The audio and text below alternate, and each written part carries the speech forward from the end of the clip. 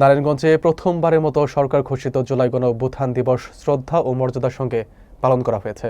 সোমবার সকালে শহরের হাজীগঞ্জ এলাকায় নির্মিত জুলাই শহীদ স্মৃতিস্তম্ভে পুষ্পস্তবক অর্পণের মাধ্যমে দিবসের কর্মসূচি শুরু হয়।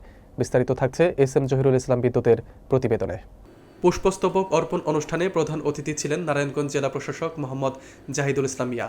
এছাড়াও উপস্থিত ছিলেন পুলিশ সুপার প্রত্যুষ কুমার মজুমদার, সরকারি দপ্তরের কর্মকর্তা, রাজনৈতিক দল ও ছাত্র সংগঠনের নেতাকর্মী, শহীদ পরিবারের সদস্যরা, আহত যোদ্ধা এবং নানা শ্রেণী পেশার মানুষ।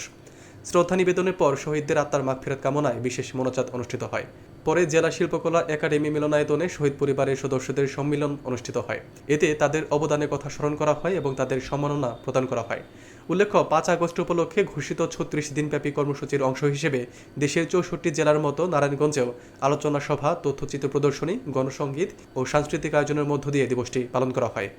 আমাদের আত্মীয় স্বজন যারা দুনিয়াতে জীবিত আছে সবাইকে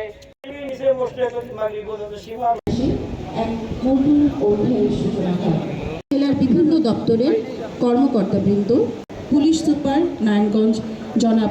অনুষ্ঠানের শুরুতেই পবিত্র ধর্মগ্রন্থ থেকে মাওলানা হাসানুজ্জামান পেশ ইমাম বিজয় দান করেছি।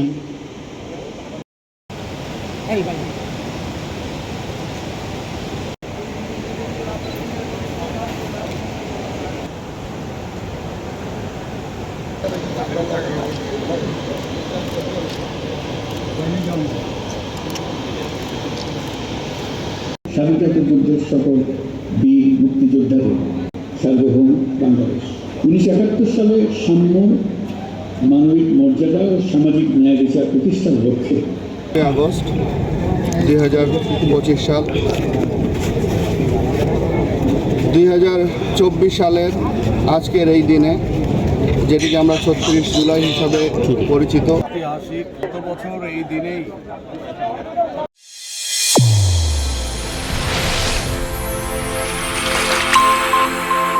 চ্যানেল A1 হৃদয়ের